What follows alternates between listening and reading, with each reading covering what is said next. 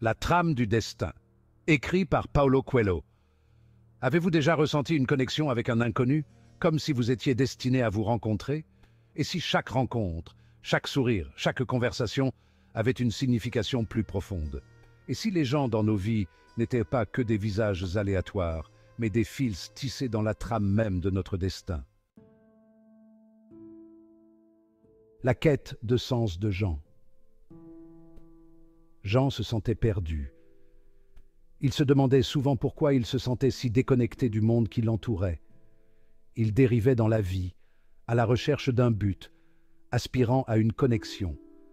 Chaque jour semblait une répétition du précédent, sans fin en vue.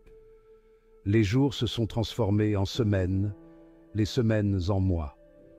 Le temps passait, mais Jean restait coincé dans le même cycle de confusion et de désespoir. Il aspirait à quelque chose de plus, une raison de croire que son existence comptait. Il rêvait de trouver une passion qui allumerait une étincelle en lui.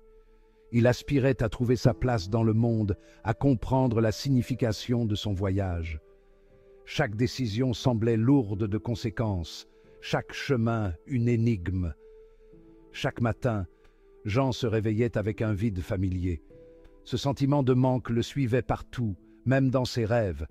Il passait à travers les mouvements de sa journée, travaillant à un travail qui ne l'inspirait pas, entouré de gens qui restaient des étrangers.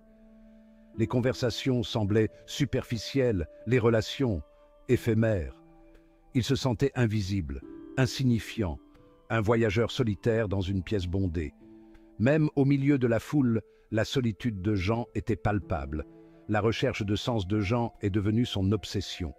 Il passait des heures à lire, à écrire, à chercher des réponses dans les mots des autres.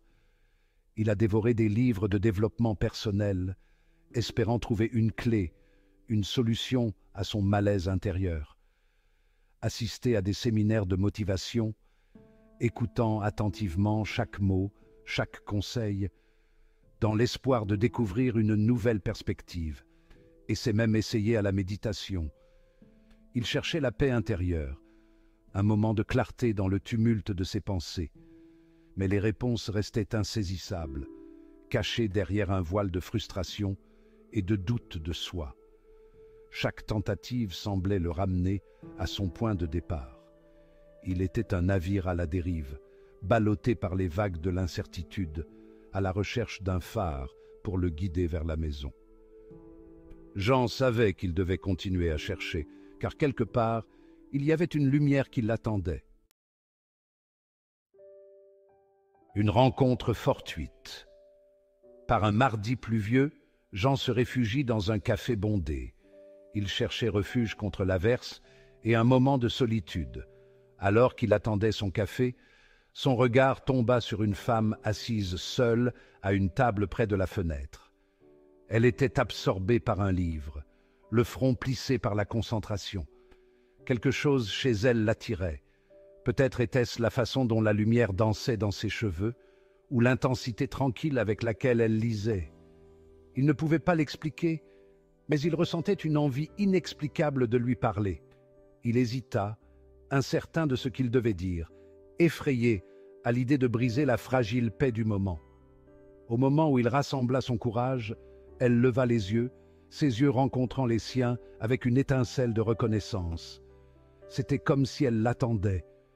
Un sourire chaleureux éclaira son visage et à cet instant, Jean sut que ce n'était pas une rencontre ordinaire.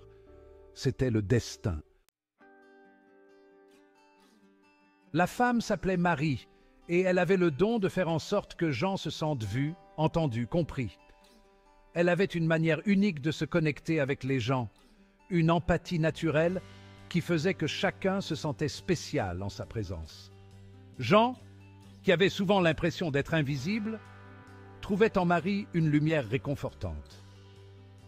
Ils ont parlé pendant des heures ce jour-là, partageant des histoires, des rêves et des peurs. Jean se sentait libre de s'ouvrir à elle, de dévoiler des parties de lui-même qu'il avait longtemps gardées cachées.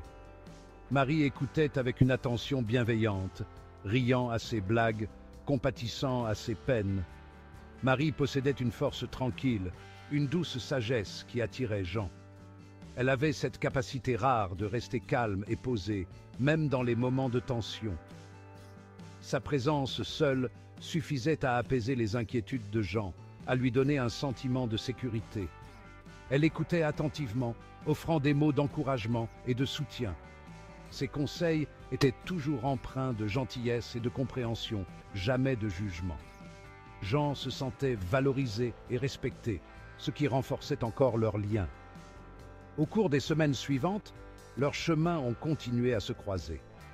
Chaque rencontre semblait fortuite, mais Jean commençait à croire qu'il y avait une raison plus profonde à ces coïncidences. Ils se sont croisés au marché, à la bibliothèque et même au parc. Ces moments partagés, bien que brefs, étaient remplis de signification et de connexions profondes. Chaque rencontre ressemblait à un signe, une confirmation que leur connexion était censée être. Jean sentait que l'univers les rapprochait, comme si une force invisible les guidait l'un vers l'autre.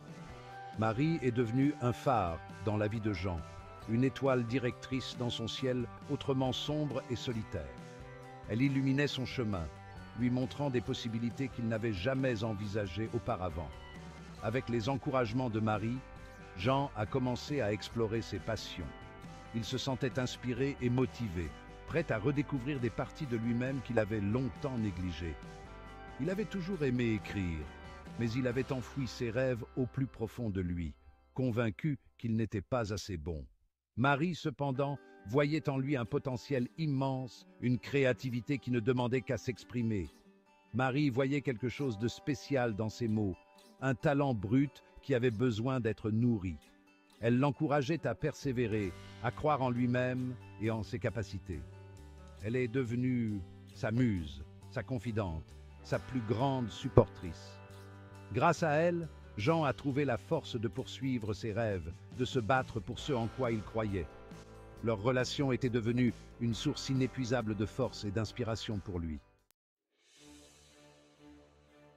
La vie, cependant, n'est pas sans défis. Chaque jour peut apporter son lot de difficultés et d'obstacles imprévus.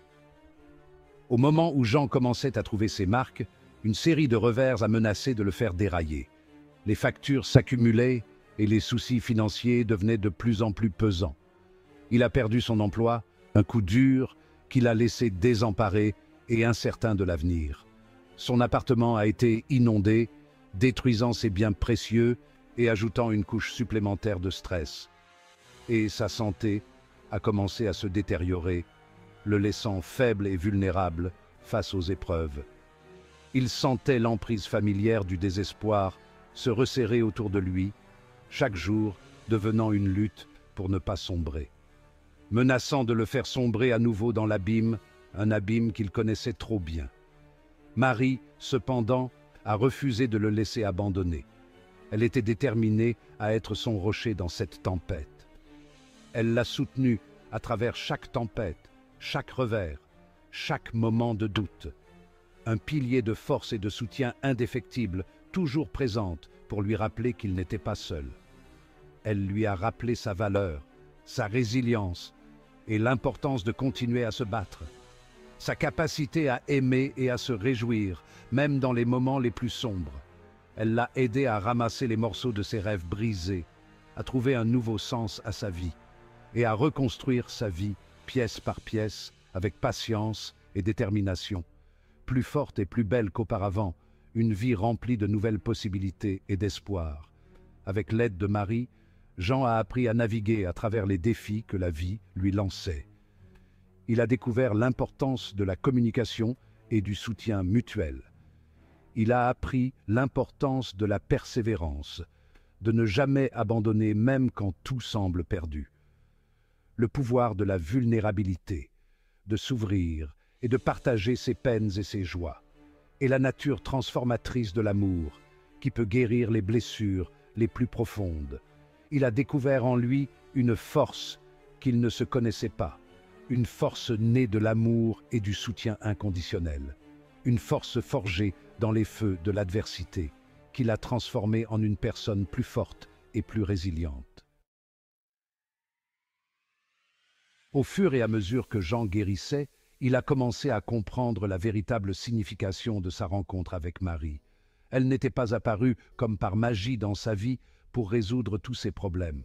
Elle avait été un catalyseur, un miroir lui renvoyant son propre potentiel, sa propre capacité à la grandeur.